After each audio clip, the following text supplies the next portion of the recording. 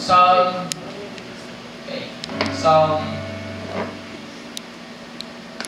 Ba't mo naman ang Happy New Year ng katabi mo? Happy New Year!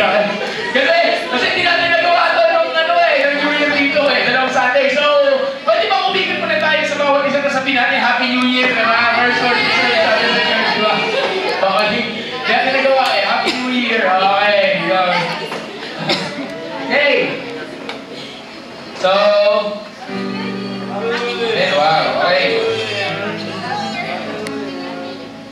So, sino dito bagong buhay ang New Year niya? Yes! Bagong buhay daw. Okay. Daw. Okay.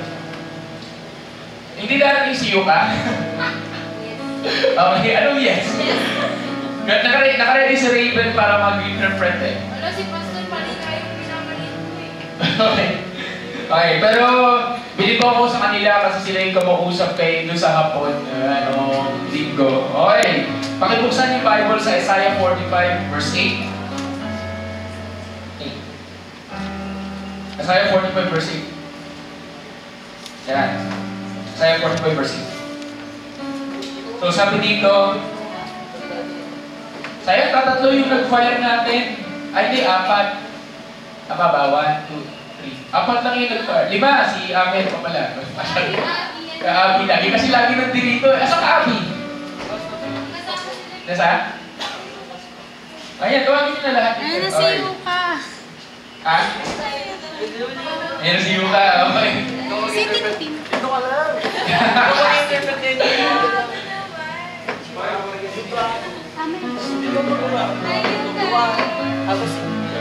Hello, Yuka. Okay. You will translate everything. You will translate Okay. Sige na. Hindi pa tayo nag-isa. Okay, so, please open your Bible, Isaiah 45 verse 8. Okay, this is something new. 5 minutes. Okay, ganito ganito usapan. Okay, every Sunday, we're going to start our prayer by 1:30. Okay, by 1:30 hanggang 1:45. And for the next 10 minutes to 15 minutes, what we're going to do is that we're going to have a short Bible study, the Word of God. This is not preaching, this is teaching. Okay? And then we're going to do a praise and worship. Kasi alas 2 naman dumarating. And sabi mo sa katabi mo, if you're early, you're blessed. If you're early, you are blessed. You are so blessed. Do you believe that yung katabi mo so blessed? Do you believe that the person next seated to you is so a blessed person? Yes! Okay? Pwede mo sabihin mo sa katabi mo, you are blessed. You are a blessing to me. Come on. You're a blessing to me. Okay.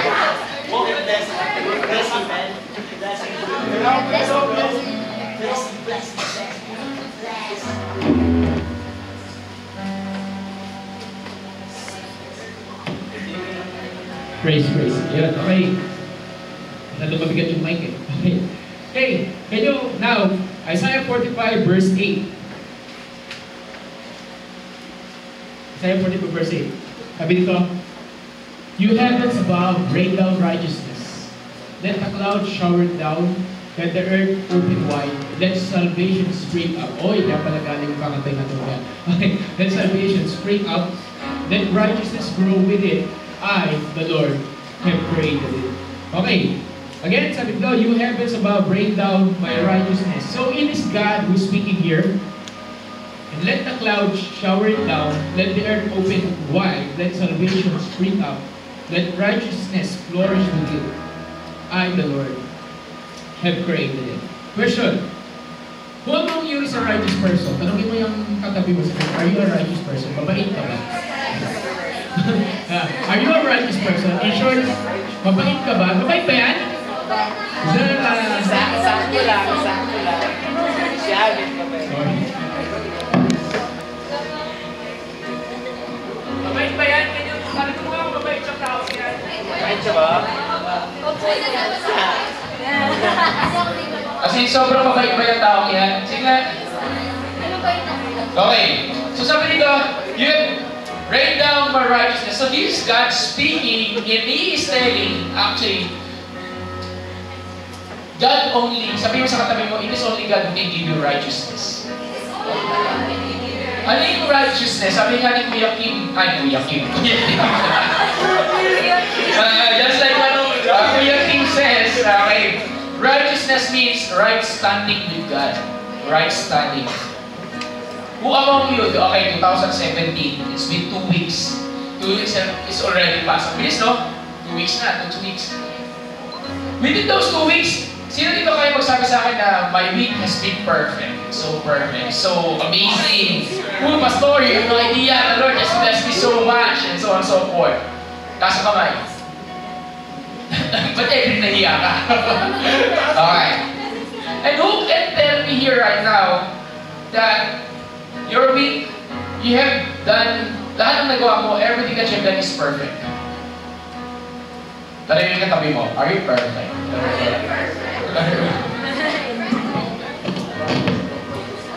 Okay. Most of the time, actually, I'll tell you this right now.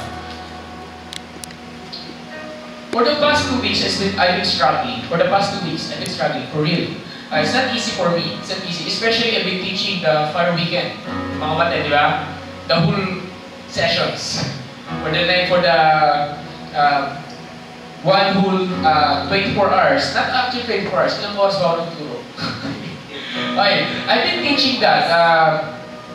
And actually, I've been exhausted so much. And it resulted in doing things na hindi dapat pa ginagawa.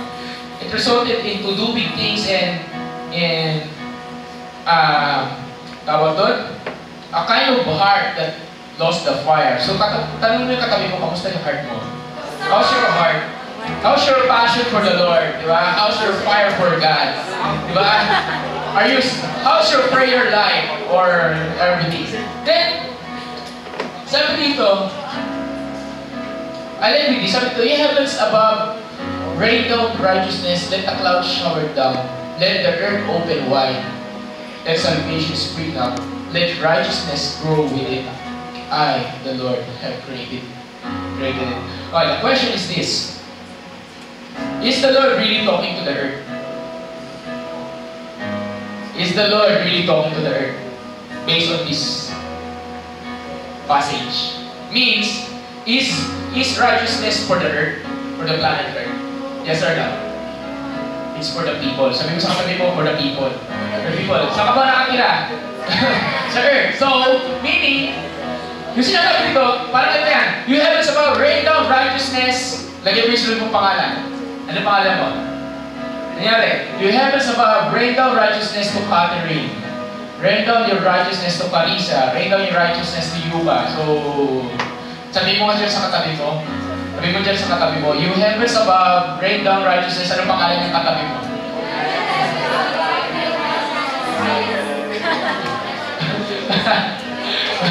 Okay. So, imagine this. God is telling you that.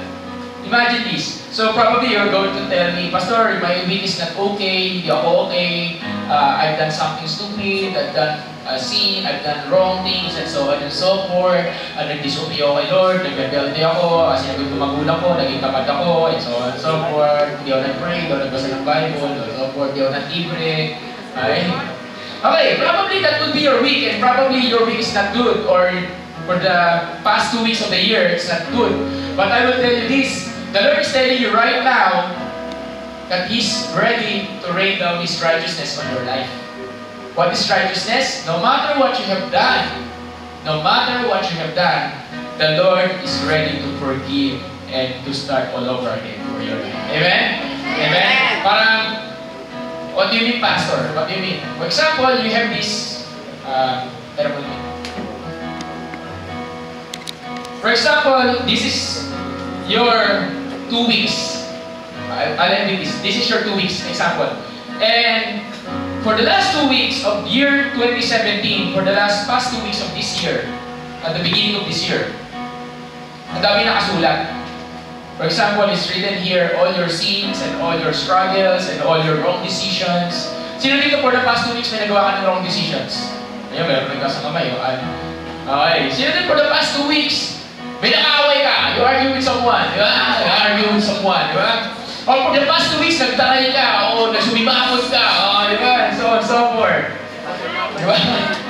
For the past 2 weeks, nakopya ka ng assignment, ng ano, past 2 weeks. For the past 2 weeks, in other words, for the past 2 weeks, at the beginning of the year, it's not really okay with you, right? Parang it's not perfect. But what the Lord is telling, for example, you will repeat it here, and just for the past 2 weeks, 100 na kagad na kasalanan ng sulat mo. 2 weeks. Okay. The Lord is telling you, it doesn't matter. Why? Because once I rain down my righteousness, kaya kong linisin uli yan. I can make it a clean slate once again. Amen. So who wants that? Na parang, wow, no matter what. So sabihin mo sa katabi mo, it's for you, baka sa iyan. For you. Ayan, ano kailangan gawin? Sabi dito, let the clouds shower, let the earth open wide, let salvation spring up, let righteousness grow with it. I, the Lord, have created it. The Lord created you. Sabi mo sa katabi mo, the Lord created you. The Lord created you. So can I invite everyone? Let's stand. Okay. So sabi mo sa katabi mo, can you tell 3 people, the Lord has created you. The Lord have created you. Are you happy that the Lord created you? Parang hindi ah. Masaya ka ba that ang lumikha sa'yo walang iba kundi ang Diyos sa masalangit na lumikha ng lahat? Okay. Huwag mong you will accept the Darwin theory na ikaw ay galing sa unggoy. Na you are or naman, di ba? Hindi naman yung katabi mo, unggoy ba? Hindi naman, di ba? Okay. So what does it mean? It means, because the Lord has created you, you are special to God. And that's what is grace is all about. Grace is this. Grace, you don't need to work for it. It is freely given to you. Hindi mo kaya magtrabaho. It is freely given to you. What do you just need to decide that you want it. You just need to decide, Lord, I need your grace. Lord, I need your righteousness. Lord, I need your mercy. In short, kailangan kita, Panginoon. I need you, God. Kung you need God, need Jesus here right now. Anyway, I just want to say this. Starting this Sunday, we're going to do something. And this will be with connection to the word of the church, the expansion. So sabi mo sa katabi mo, mag-expand ka. Okay? So start ready ka na expand. Hindi yung katawan, hindi yung chan. Okay? It means enlarge your territory. It means enlarge your capacity to receive things from the Lord. Amen? Amen! So can you touch the person next to you? Can you look at him or her eye to eye? Okay, 2 to 3 person. And can you start declaring good things in her or his life? Start declaring like, I'm declaring right this year you will be an amazing person. This will be an amazing year. This year will be a great year for you. This year will be you're going to experience the love of God. Come on, declare. Declare. I think this year you will become more beautiful. And this year you're going to bring us a lot because you're going to be blessed so much. Okay, Joel, I'm declaring this year will be an amazing year. Open doors in large territories. Amen. Thank you, Jesus. Amen. Amen. Isang malakas sa palakpak and we give God over the earth. Thank you, Jesus. Holy Spirit, we welcome you right now and thank you for that word. Thank you for that word in Isaiah 45, Lord, that you are saying that you're inviting the heavens to rain down your righteousness here on earth. Not for the earth itself, but for the people that you have created.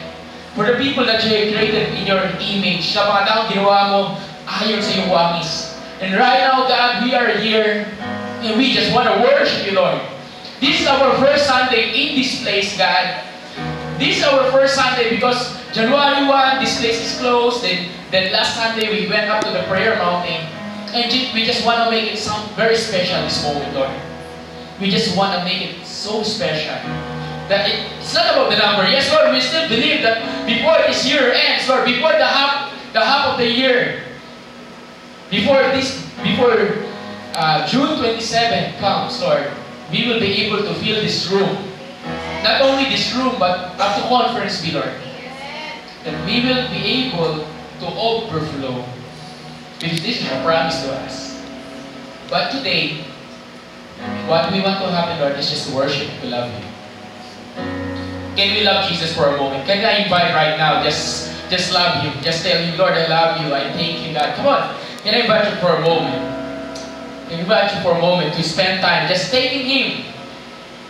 Just express your love. How are you going to express your love to Jesus? Paano mo i-express yung pagmamahal mo sa Panginoon? He loves you. He loves you. Lord, thank you. Wow. You're amazing, God. You're amazing, Jesus. Wow. Thank you. Thank you. Can I call the worship team? Thank you, Jesus. You deserve all the glory, God. Thank you, Jesus. Thank you. Thank you. Can I invite everyone here? Sabi mo sa katabi mo, maging malaya tayo. Can we be free? Can we be free? Just be free. Just be free. Can we be free? How? Can you get up? You can get out of your chair. Okay? You can... Ang dami na ating ano. Okay? So sabihin mo sa katabi mo, hey, let's sayo tayo kay Lord. Let's dance for the Lord. Let's dance for Jesus. Okay? Let's dance for Jesus. Okay? Sabihin mo sa katabi mo, tayo magsisikan. Sabihin mo, bigay mo yung space ko. I have my space. This is my space for the Lord. Okay? Can I ask someone to close on the light right now? And we're just going to worship the Lord right now. This is not included in the lineup. Actually, this is not included in the lineup. So, just kayo. Okay. Okay, I just sense gusto lang katahin natin to ng Lord. And can we see how great is our God at this very moment? Ay, bakit? Okay. Can we sing it right at this very moment? Thank you, Jesus. It's not included in the lineup, so let's just worship the Lord. Just declaring the greatness of our